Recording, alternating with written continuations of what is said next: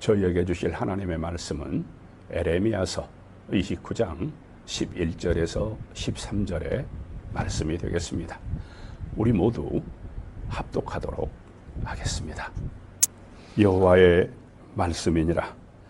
너희를 향한 나의 생각을 내가 아나니 평안이요 재앙이 아니라 너희에게 미래와 희망을 주는 것이니라. 너희가 내게 부르짖으며 내게 와서 기도하면 내가 너희들의 기도를 들을 것이요 너희가 온 마음으로 나를 구하면 나를 찾을 것이요 나를 만나리라. 아멘.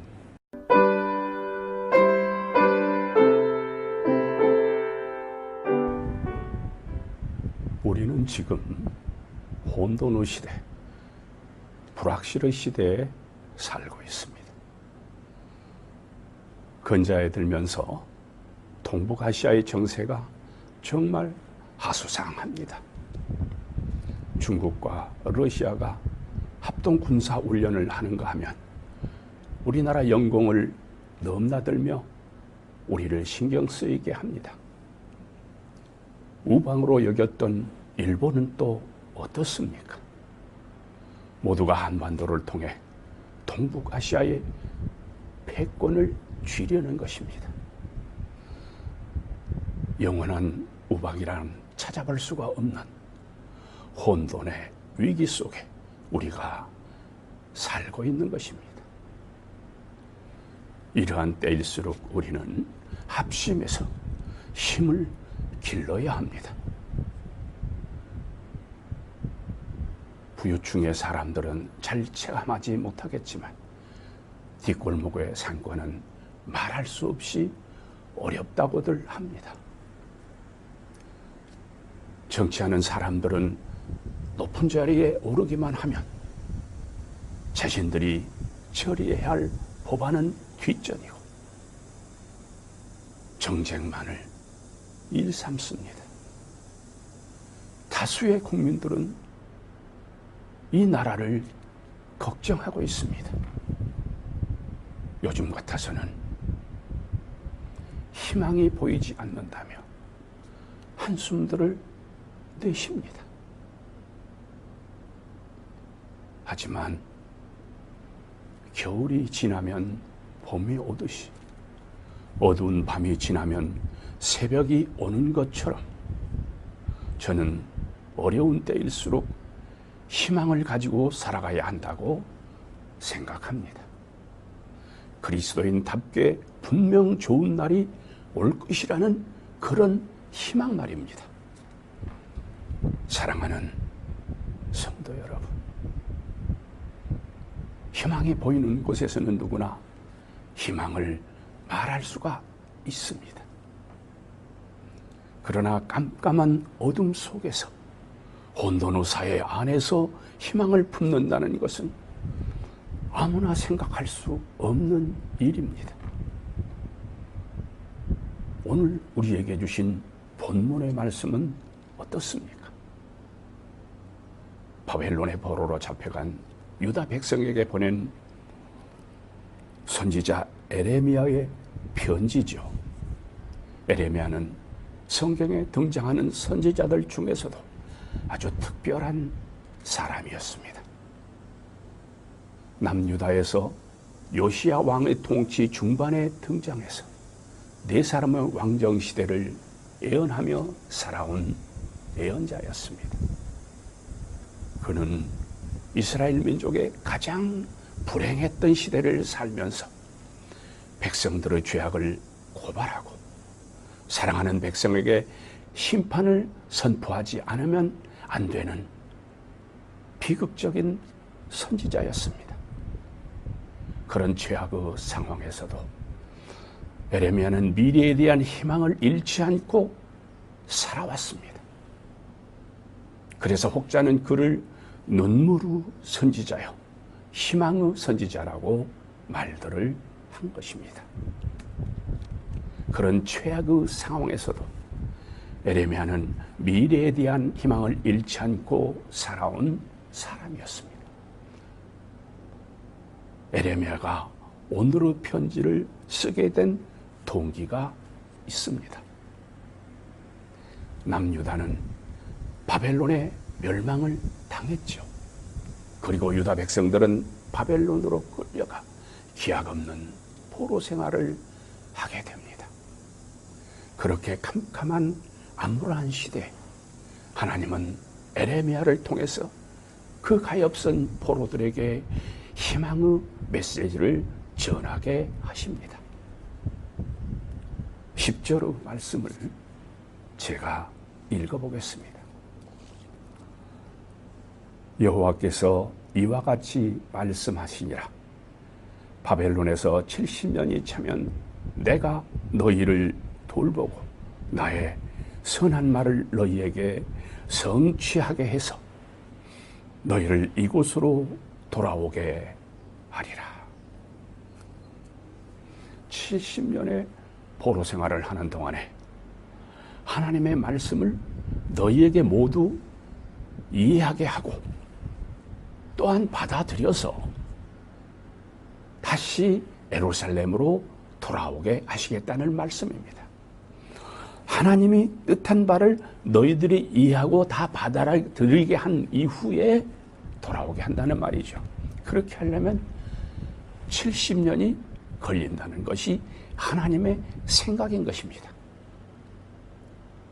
그 어리석은 백성들에게 하나님의 주신 말씀은 희망이었죠. 오늘 주신 말씀 중 11절을 보겠습니다. 여호와의 말씀이니라. 너희를 향한 나의 생각을 내가 아나니 평안이요 재앙이 아니라 너희에게 미래와 희망을 주는 것이니라. 아멘. 하나님은 포로 생활 속에서 희망 없이 살아가는 유다 백성에게 에레미야 선지자를 통해서 이렇게 희망을 가지라는 메시지를 전하게 하신 것입니다. 그런데 여러분, 하나님은 어떤 것이든지 우리에게 주실 때는 꼭 조건을 붙이신다고 제가 말씀을 드렸죠. 또한 여러분도 알고 계실 것입니다. 여기서도 예외는 없네요. 12절과 13절이 그 조건입니다.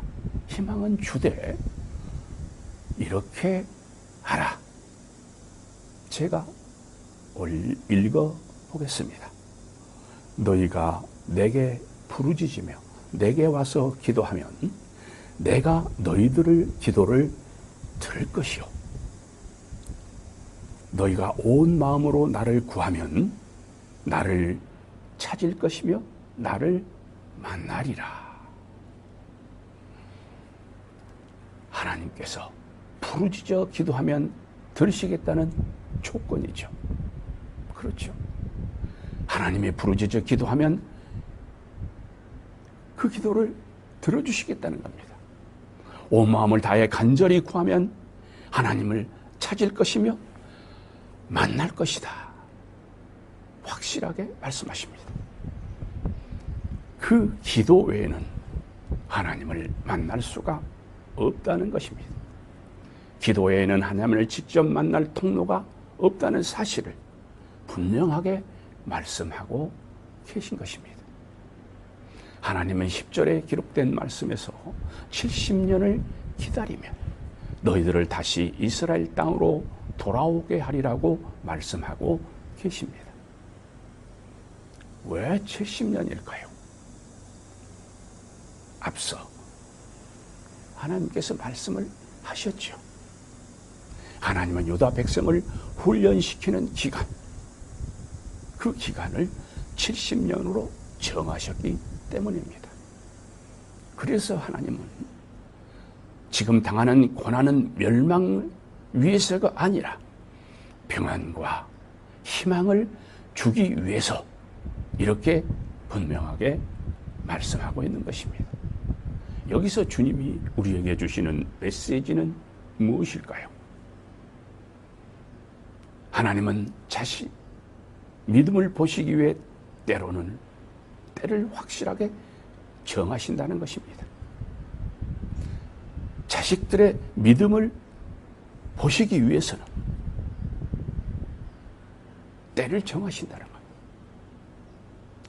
자식에게 평안과 희망을 주기 위한 기간을 정해놓고 살피신다는 겁니다. 그래서 하나님이 원하시는 것을 그들이 성취하면 들어주시는데, 그 때가 포로로 잡혀간 날로부터 70년이라는 것입니다.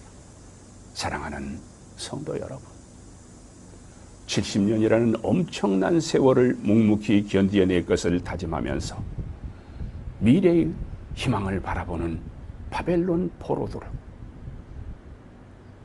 유다 백성들의 인내가 놀랍지 않습니까? 여러분은 어떤 문제로 힘들어하고 계십니까? 건강의 문제, 가정의 문제, 사업의 문제, 그 어떤 문제로 힘들어하고 계신가요? 기도하면서 왜 열심히 기도하는데 응답을 주시지 않지? 이런 생각들을 하고 계신 분은 안 계십니까? 그래서 잠시 시험에 빠지셨다면 70년을 기다렸던 바벨론의 포로들도 있었다는 사실을 기억하시기 바랍니다. 우리가 오늘의 말씀처럼 기록된 말씀을 자주 묵상하며 희망을 품고 기도해야 하는 것은 하나님께서 그렇게 원하고 계시기 때문입니다.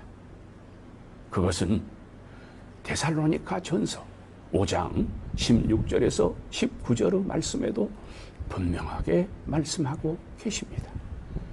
데살로니가 전서 5장 16절 이하의 말씀은 여러분도 외우고 계십니다. 항상 기뻐하라. 쉬지 말고 기도하라. 범사에 감사하라. 이것이 그리스도 예수 안에서 너희를 향하신 하나님의 뜻이니라. 오늘의 말씀 또한 그렇지 않습니까? 나를 향해 부르짖어 기도하라. 그러면 내가 너의 기도를 들을 것이요. 온 마음을 간절히 나를 구하면 나를 찾을 것이요. 나를 만날 것이라고 말씀하고 있습니다. 이스라엘 백성은 불평과 불만이 많았지만 회개하며 하나님께 나갈 때 하나님은 항상 응답을 주셨다는 사실을 기록의 말씀을 통해서 우리는 확인하게 됩니다. 회개와 간절한 기도는 하나님께 나가는 통로이며 축복의 지름길인 것입니다. 믿음이란 두 바퀴로 달리는 자전거와 같지요. 자전거는 계속 페달을 밟아줘야만 앞으로 나갑니다. 그러나 페달을 밟지 않으면 어떻게 됩니까? 바로 넘어지죠. 믿음도 그렇습니다. 매일매일 묵상하고 기도하지 않으면 넘어지고 시험에 빠지게 된다는 사실입니다. 왜 그렇습니까? 사탄 마귀는 공중 권세를 쥐고 시험 들게 하기 때문입니다. 믿는 자를 시험 들게 하기 때문입니다. 하나님의 입장에서 바라볼 때 그럼 믿음이 좋은 사람이란 어떤 사람입니까? 사탄 마귀의 시험을 물리치고 매일 주님을 향한 기도와 묵상과 사랑입니다. 기도와 묵상과 사랑은 기록된 말씀과 선포된 말씀을 수시로 묵상을 했을 때 그 말씀으로부터 나오는 것입니다. 기록된 말씀이 무엇입니까? 구약의 기록들을 말합니다. 선포되는 말씀은 무엇입니까? 예수 그리스도께서 이 땅에 성자의 하나님으로 오셔서 우리에게 선포하시는 말씀이죠. 성도님들 중에 혹여라도 자신의 힘으로는 도저히 풀어낼 수 없는 어려운 문제를 가지고 기도하는 분이 계십니까? 어차피 주님에게 기도하는 것입니다. 내 힘으로는 해결할 수 없기 때문에 주님 옷자락이라도 붙잡고 기도하신다면 기도원 후 용사들처럼 간절하게 기도하십시오.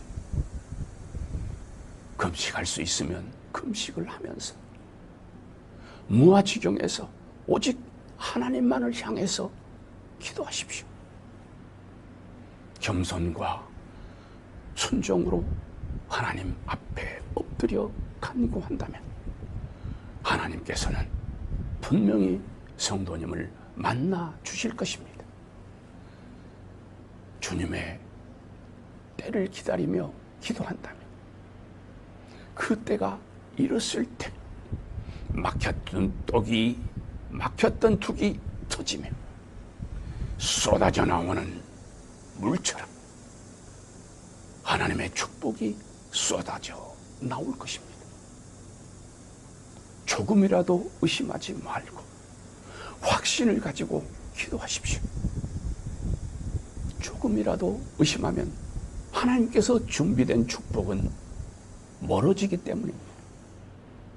세상을 살다 보면 좋은 일도 있지만 어려운 일들이 더 많음을 우리는 알고 있습니다. 바벨론의 포로들은 무려 70년을 노예 생활을 하면서 하나님의 때를 기다리지 않았습니까? 그런데 우리는 몇 달, 며칠을 기다리지 못하고 시험 드는 성도가 있습니다. 사랑하는 성도 여러분, 그건 말이 되지 않지 않습니까? 먼저 이 나라와 민족을 위해서 기도하십시오. 그리고 여러분이 섬기는 교회와 말씀을 주시는 목사를 위해서 기도하십시오. 그리고 나서 자신을 위한 기도를 하셔야 합니다. 사랑하는 성도 여러분, 우리 현재의 동북아 정세가 바람 앞에 등불처럼 그 미래를 예측할 수가 없지만 이 나라 경제가 어렵고 그 어려움 끝이 어디인지 알 수는 없지만 요나서에 기록된 이방인들이 그 엄청난 풍랑 속에서 믿음의 사람 요나에게 그가 믿는 하나님을 향해서 부르짖어 기도해 달라고 부탁했던 것처럼 우리 믿음의 사람들이 앞장을 서서 불안해하고 있는 세상 사람들에게 희망의 메시지를 전해야 하지 않겠습니까?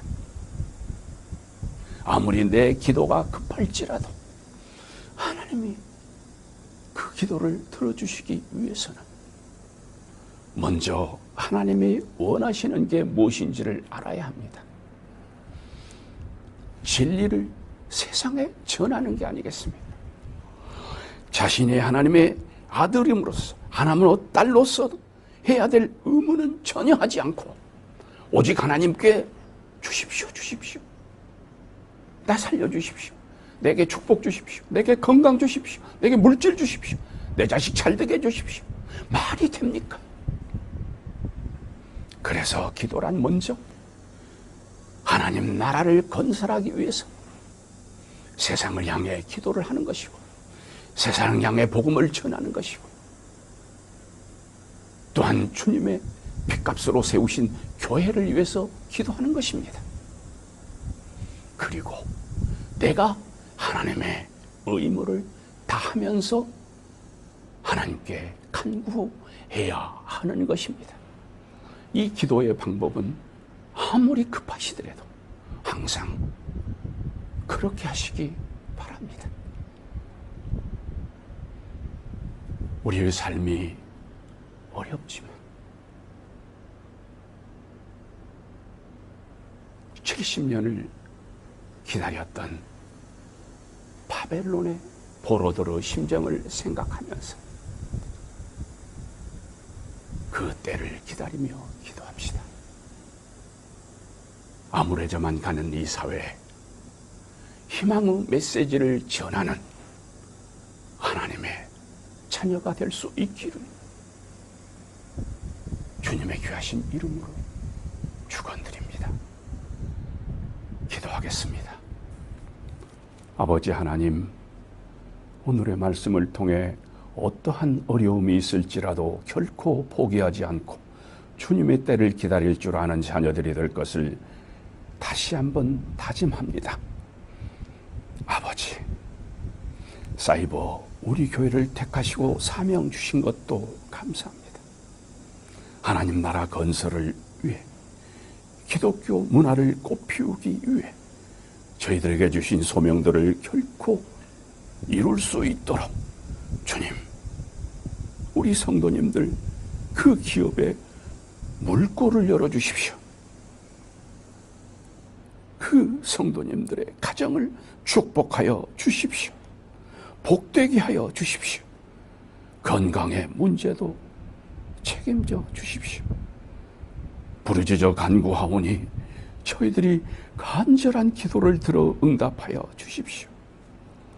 오늘 이 시간 저희가 듣고 느끼고 받은 모든 은혜와 영광을 아버지 하나님께 올려드립니다. 성부, 성자, 성령의 하나님께 예수 그리스도 이름으로 간절히 기도합니다. 아멘.